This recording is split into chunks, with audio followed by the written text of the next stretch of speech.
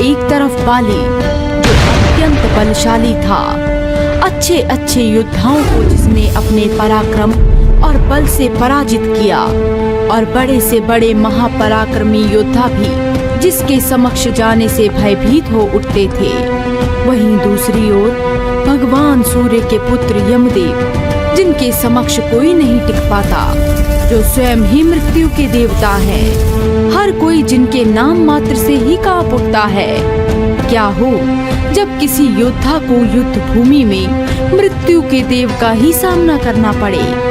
आज हम जानेंगे ऐसे ही एक युद्ध के संदर्भ में कि ऐसा क्या हुआ जिस कारण से बाली को मृत्यु के देवता यमदेव के समक्ष आकर उनसे युद्ध लड़ना पड़ा, और क्या हुआ उस युद्ध का परिणाम, आइए जानते हैं। मारुति पुत्र, अब तुम सो जाओ, मैं बस थोड़ी देर में आती हूँ।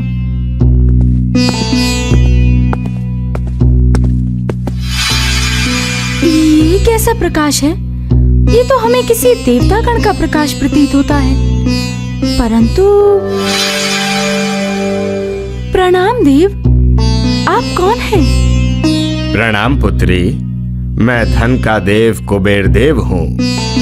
मैं आपके दर्शन पाकर धन्य हुई कुबेर देव, परंतु मुझे आपके दर्शन का सौभाग्य प्राप्त हुआ, इसके पीछे अवश्य कोई उद्देश्य है। तुमने सत्य कहा पुत्री, मैं तुम्हें तुम्हारे पूर्व जन्म की स्मृति कराने यहाँ आया हूँ।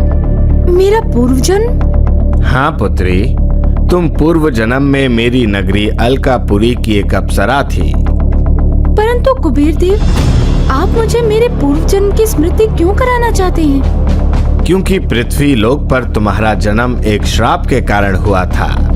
कैसा श्राप कुबेर देव? पुत्री, एक बार ऋषि दुर्वासा अपनी तपस्या करने के लिए इंद्रलोक पधारे थे, परंतु इंद्रलोक में ऐसी कोई अप्सरा न थी जो ऋषि दुर्वासा की तपस्या के समय उनकी सेवा कर सके। तब इंद्रदेव ने अलकापुरी आकर हमसे सहायता मांगी। तब हमने ऋषि दुर्वासा की सेवा की जिम्मेदारी पुंजिक स्थला को सौंप दी, परंतु पुंजिक स्थला से गलती से ऋषि दुर्वासा की तपस्या भंग हो गई, और ऋषि दुर्वासा ने क्रोधित होकर उसे ये श्राप दे दिया कि तुम अगले जन्म में एक बंदरिया बन जाओगी। परंतु जब ऋषि दुर्वासा का क्रोध शांत हुआ, तब उन्हें ज्ञात हुआ कि उनकी सेवा में कोई कमी न रह जाए। इस कारणवश पुंजिक स्थला से भूल से उनकी तपस्या भंग हो गई, और ऋषि दुर्वासा ने पुंजिक स्थला को आशीर्वाद दिया कि तुम वानर कुल में जन्म लेने के पश्चात भी अपने इसी रूप में रहोगी और अपनी कोख से एक महापराक्रमी बालक को जन्म दोगी। परंतु तुम्हारे पुत्र के जन्म के कुछ वर्षों पश्चात जब तुम्हें कोई तुम्हारे पूर्व जन्म के बारे में स्मरण कराएगा, तो तुम्हें पृथ्वी लोक को छोड़कर हमारे साथ कुबेर लोक चलना होगा, और तुम पुनः पुंजिक स्थला के रूप में जीवित हो जाओगी। ये आप क्या कह रहे हैं कुबेर देव? मैं अपने पुत्र और परिवार को छोड़कर कदापि नहीं जाऊंगी। पुत्री, तुम्हारे पास केवल एक दिन शेष है। तुम अपने परिवार से विदा ले लो, उसके पश्चात कल तुम्हें लेने यमदेव आएंगे।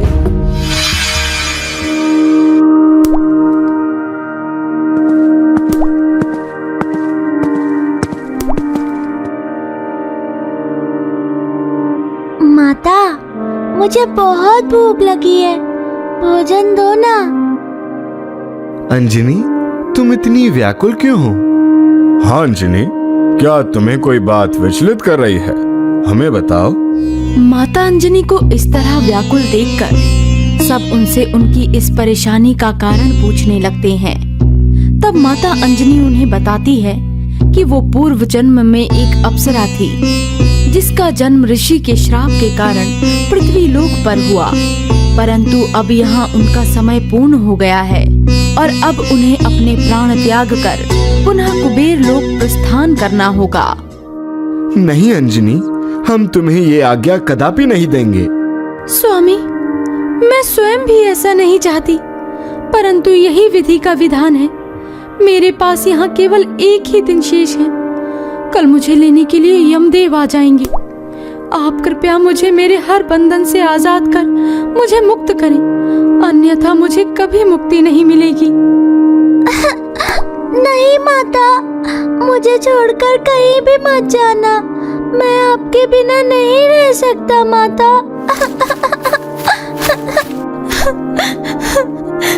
मेरे पुत्र। अंजनी, क्या इस प्रकार अपने नन्हे से बालक को यूं छोड़कर जाना उचित है? मैं ये नहीं देख सकता। मैं यमराज को तुम्हारे प्राण कदापि हरने नहीं दूंगा। मैं तुम्हें इस महल के भीतर प्रवेश नहीं करने दूंगा। परंतु यह यमदेव की आज्ञा है, हमें उनकी आज्ञा का पालन करना ही होगा। आप हमें भीतर जाकर माता अंजनी के प्राण हरने से नहीं रोक सकते। मेरे होते हुए तुम कभी बहन अंजनी के प्राणों को नहीं हर पाओगे। उससे पहले तुम्हें बाली का सामना करना होगा।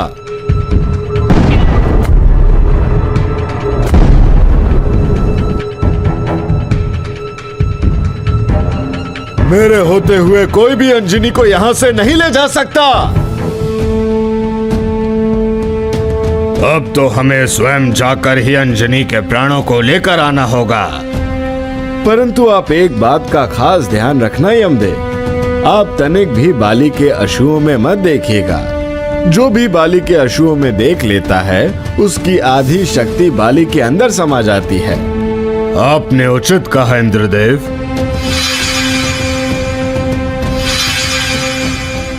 प्रणाम यमदेव। प्रणाम बाली। यमदेव, मैं आपका बहुत सम्मान करता हूँ, परंतु मैं आपको इस महल के भीतर प्रवेश करने की अनुमति कदापि नहीं दे सकता। तुम ऐसा नहीं कर सकते बाली, यही विधि का विधान है।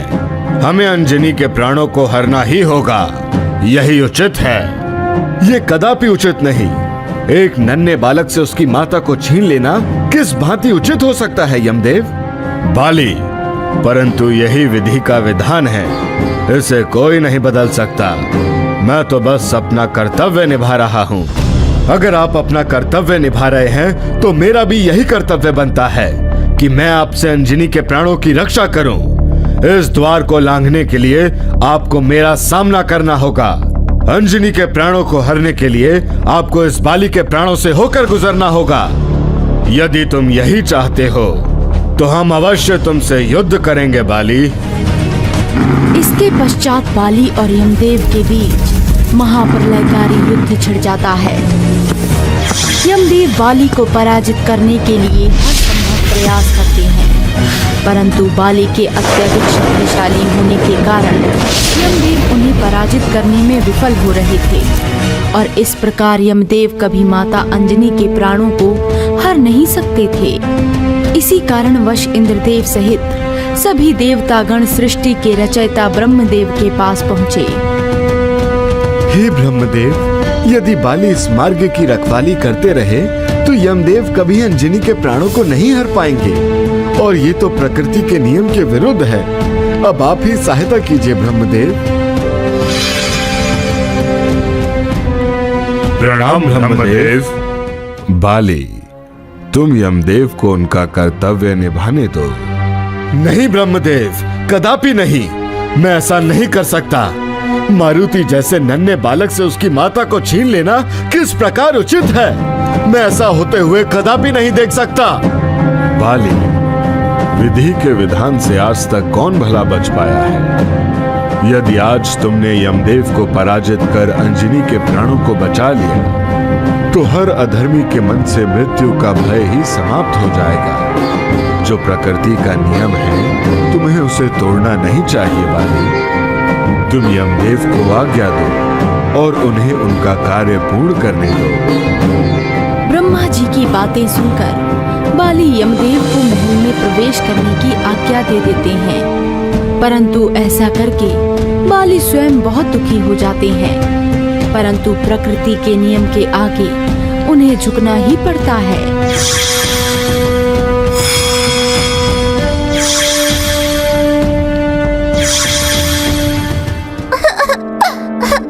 कोई मेरी माता के प्राण मुझसे नहीं छीन सकता। मैं अवश्य ही अपनी माता के प्राण वापस लेकर ही आऊंगा।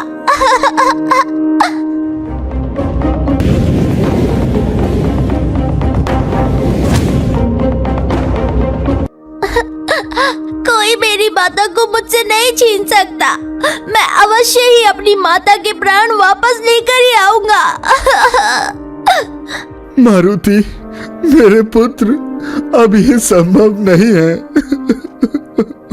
नहीं पिताश्री, मैं यमदेव से अपनी माता के प्राण अवश्य ही वापस लेकर आऊंगा।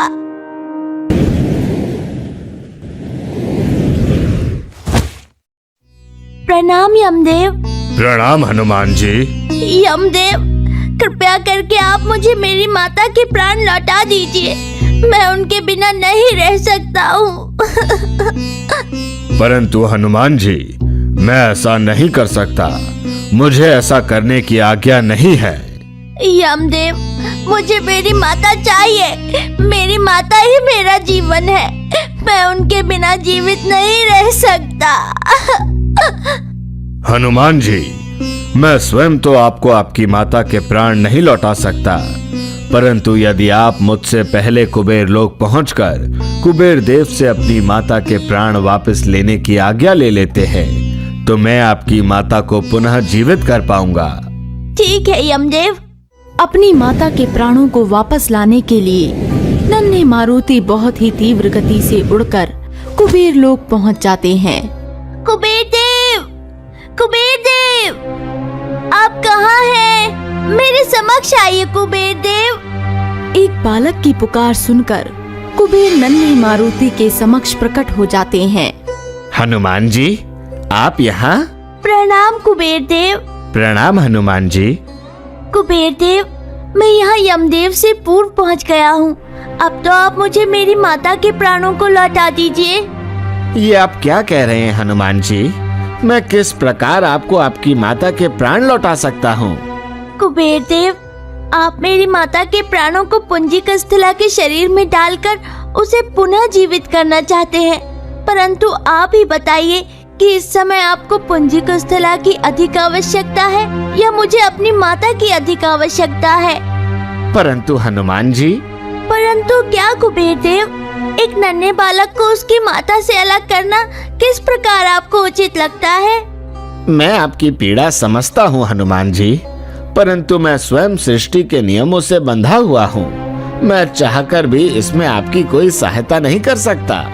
तो फिर और कौन मेरी सहायता कर सकता है कुबेर देव?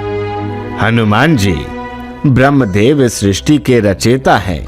अब तो सिर्फ ब्रह्मदेव ही आपकी कोई सहायता कर सकते हैं, परंतु आपको यमदेव के यहाँ पहुँचने से पूर्व ही ब्रह्मदेव से अपनी माता को जीवित करने की आज्ञा लेनी होगी। अन्यथा यदि उससे पूर्व यमदेव कुबेर लोक पहुँच गए और उन्होंने आपकी माता के प्राणों से पुंजिक स्थला को जीवित कर दिया, तो आप आपकी माता को पुनः जीवित नहीं कर पाओगे। मैं अपनी माता को जरूर बचाऊंगा।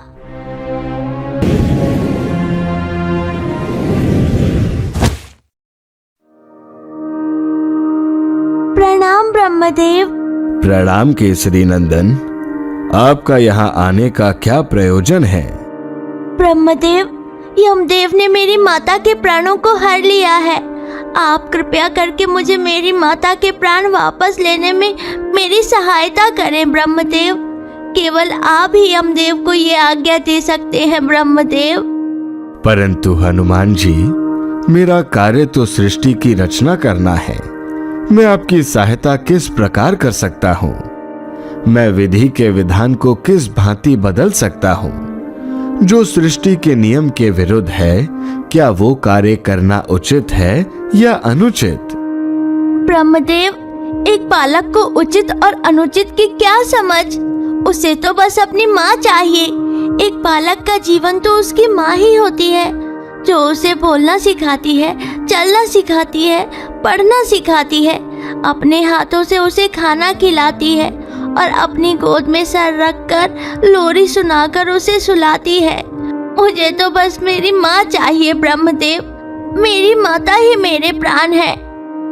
आपने सत्य कहा केसरी नंदन, परंतु मैं प्रकृति के नियमों के विरुद्ध जाकर ऐसा नहीं कर सकता। मुझे क्षमा करें। मुझे मेरी माता चाहिए। मुझे मेरी माता चाहिए। माता, माता, मुझे मेरी माता के प्राण दे दो। माँ, माता। नन्हे मारुति के विलाप से समस्त पृथ्वी लोक पर त्राही त्राही मच जाती है। समुद्र में तेज लहरें उठने लगती है और तीव्र भूकंप से पृथ्वी कांप उठती है। ये सब देखकर सभी देवतागण बहुत चिंतित हो जाते हैं और सभी देवतागण और भगवान विष्णु इस समस्या के समाधान हेतु ब्रह्मा जी के पास पहुंचते हैं। ब्रह्मदेव, यदि हनुमान जी इसी प्रकार विलाप करते रहे तो समस्त पृथ्वी लोक नष्ट हो जाएगा। प्रभु, आप कृपा कर इसका कोई समाधान निकालें। हनुमान, शांत हो जाओ। जब तक मुझे मेरी माता के प्राण नहीं मिल जाते तब तक मैं कैसे शांत हो सकता हूँ प्रभु। आपके मन में माता के लिए जो प्रेम है उसके लिए तो हमें विधि के लिखे विधान को भी बदलना होगा मारुति। बाल हट के आगे आज तक कोई जीत पाया है भला?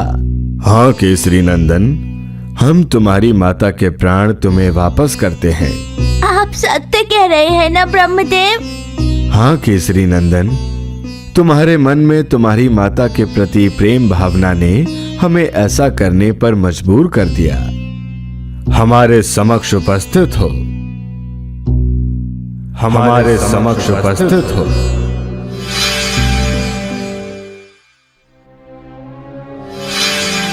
आज्ञा ब्रह्मदेव। यमदेव, आप शीघ्र ही अंजनी को उसके प्राण वापस कर उसे पुनः जीवित कर दीजिए। यही हमारी आज्ञा है। जो आपकी आज्ञा ब्रह्मदेव। हम स्वयं भी यही चाहते थे, परंतु सृष्टि के नियमों में बंधे होने के कारण हम ऐसा नहीं कर पा रहे थे, परंतु अब हम ऐसा कर सकते हैं।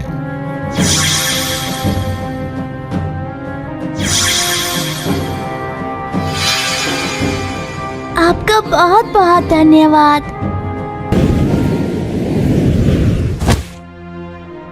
आपका बहुत बहुत धन्यवाद पिताश्री।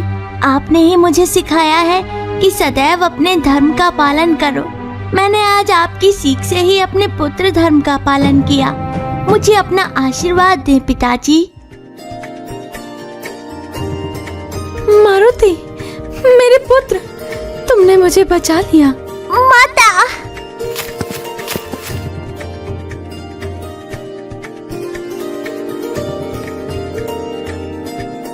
ओम नमः शिवाय। ओम नमः शिवाय। हे स्वामी, आपका कोई भक्त आपको पुकार रहा है। हाँ देवी, हमें इस बालक का होने वाला पिता हिरण्याक्ष पुकार रहा है।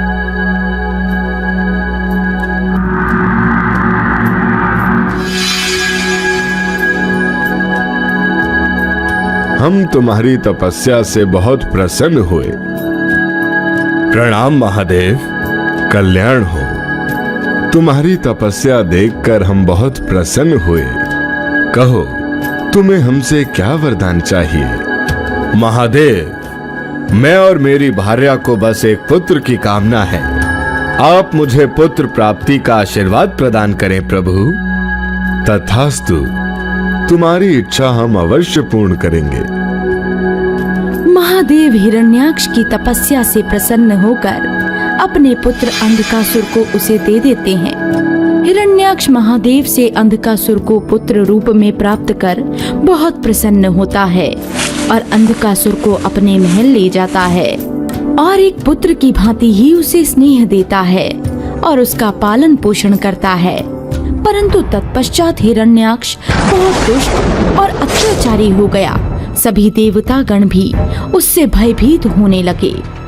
तब श्री हरि ने अपने सुदर्शन चक्र से हिरण्याक्ष का वध कर उसके अत्याचारों से समस्त जगत को मुक्त किया। परंतु हिरण्याक्ष की मृत्यु के पश्चात अंधकासुर के भाई उसके साथ दुर्व्यवहार करने लगे और उसे अंधा और कुरूप कहकर उसका अपमान करने लगे। अंधकासुर अपने भाइयों के ऐसे व्यवहार से बहुत दुखी हुआ और अर्धरात्रि को जब सब गहरी निद्रा में थे, वो महल से दूर एक जंगल में जाकर ब्रह्मा जी की तपस्या करने लगा। परंतु बहुत वर्षों की तपस्या के पश्चात भी जब उसे ब्रह्मा जी के दर्शन नहीं हुए, तो उसने स्वयं को अग्नि में विलीन करने का निर्णय लिया। वो जैसे ही स्वयं को अग्नि में विलीन करने वाला था, उसी समय ब्रह्मा जी वहाँ प्रकट हो गए। कल्याण हो, मैं तुम्हारी तपस्या से बहुत प्रसन्न हुआ। मांगो, तुम्हें क्या वरदान चाहिए? ब्रह्मदेव, आप मुझे वरदान दें कि मेरे जिन भाइयों ने मेरे पिता हिरण्याक्ष की मृत्यु के पश्चात मेरे साथ दुर्व्यवहार किया और अंधा होने के कारण मुझसे मेरे राज्य को भी छीन लिया, वह सभी मेरे अधीन हो जाएं। मुझे दिव्य दृष्टि की प्राप्ति हो, मेरे नेत्र बिल्कुल ठीक हो जाएं और इस समस्त संसार में कोई भी मेरा वध ना कर पाए। अंधकासुर, मैं तुम्हारी इच्छा अनुसार तुम्हारे भाइयों को तुम्हारे अधीन और तुम्हें दिव्य दृष्टि का वरदान अवश्य दूंगा, परंतु जीवन और मृत्यु तो काल चक्र का नियम है। हम तुम्हें अजर और अमर होने का वरदान कदापि नहीं दे सकते, परंतु इतना अवश्य कर सकते हैं कि तुम स्वयं अपनी मृत्यु के कारण को चुन सकते हो। ठीक है ब्रह्मदेव, यदि मैं स्वयं अपनी मृत्यु के कारण को चुन सकता हूँ, तो जिस क्षण मेरे हृदय में एक ऐसी स्त्री के प्रति कामुक भावना उत्पन्न हो जो इस जगत की जननी हो, वही मेरी मृत्यु का कारण हो।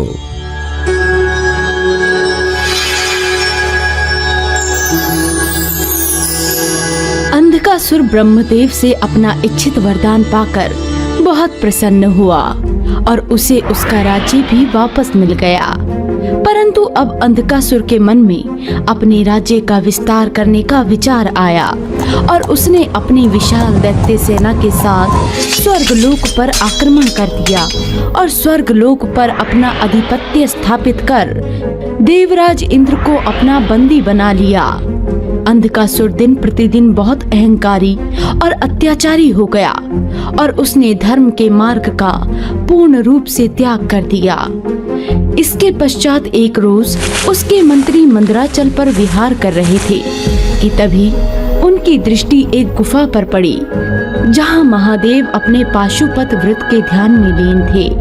और तभी उन मंत्रियों की दृष्टि महादेव के साथ बैठी माँ पार्वती पर पड़ी।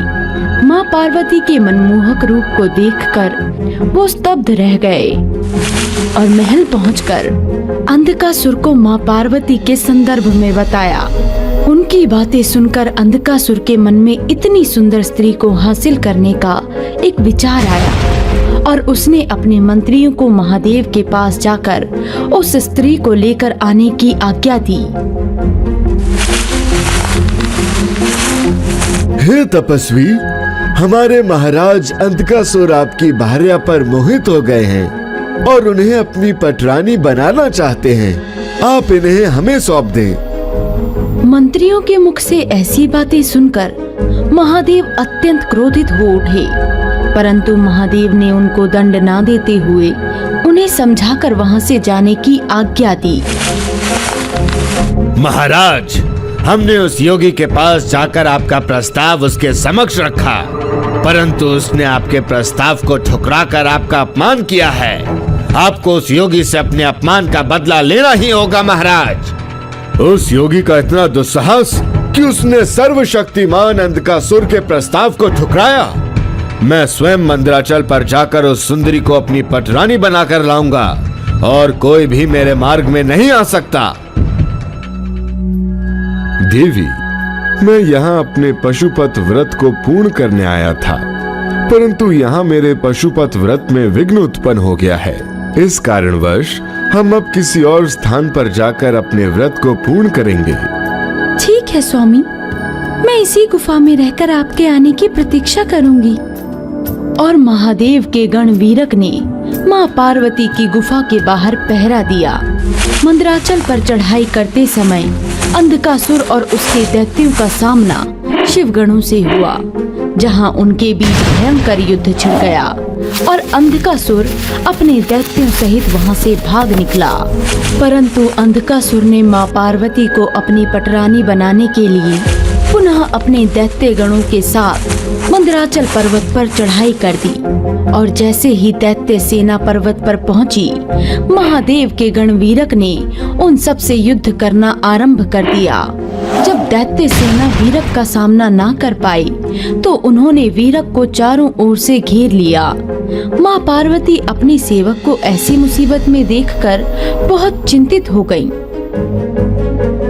हे नारायण, हे ब्रह्मदेव, हे देवतागण, हमारी सहायता कीजिए, हमारी सहायता कीजिए, हमारी सहायता कीजिए, हमारी सहायता कीजिए।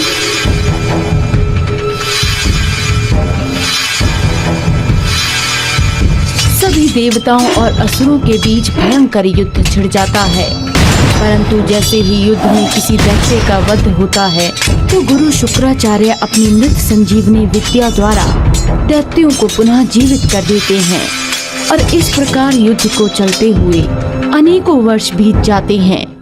कुछ समय पश्चात जब महादेव का पाशुपत व्रत पूर्ण हो जाता है तो महादेव मंदराचल पर चले आते हैं। महादेव, हमारी सहायता करें, अन्यथा दैत्य गुरु शुक्राचार्य हर बार दैत्यों के मृत होने के पश्चात उन्हें मृत संजीवनी से पुनः जीवित कर देंगे। इस प्रकार तो इस युद्ध का कोई अंत न होगा प्रभु। दैत्य गुरु शुक्राचार्य ने मृत संजीवनी का प्रयोग करके अधर्म को बढ़ावा दिया है। दैत्य गुरु को इसका दंड अवश्य भोगना होगा।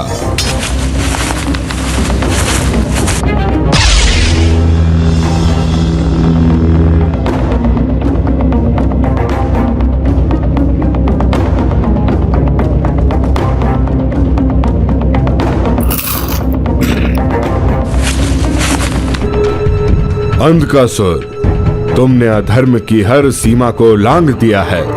तुम्हें इसका परिणाम अवश्य भोगना होगा। कदापि नहीं, मैं सर्वशक्तिमान हूँ। तुम कदापि मेरा सामना नहीं कर पाओगे। अंधकासुर! इसके पश्चात महादेव और अंधकासुर के बीच भयंकर युद्ध का आरंभ होता है।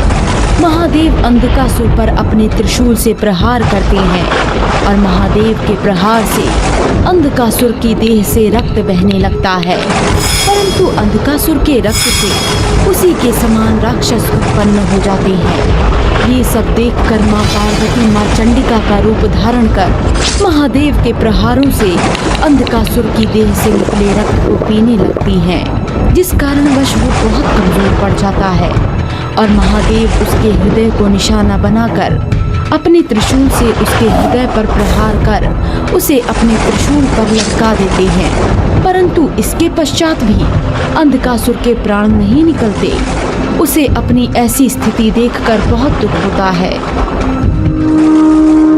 मुझे क्षमा करें महादेव, मैं बहुत अहंकारी हो गया था, जिस कारणवश मैं कुमार्गी हो गया। मैं अपनी भूल को स्वीकार कर आपसे क्षमा याचना करता हूँ महादेव। आप मुझे अपनी शरण में ले लीजिए प्रभु। मैं सदैव आपका सेवक बनकर रहना चाहता हूँ। यदि तुम अपने कुकर्मों के लिए हमसे क्षमा याचना करते हो तो हम अवश्य तुम्हें क्षमा कर अपना गण बनाएंगे। महादेव अंधकासुर को क्षमा कर उसे अपना गण बना लेते हैं और उसके पश्चात सदैव अंधकासुर महादेव का सेवक बन उनकी भक्ति में लीन हो जाता है। ओम नमः शिवाय।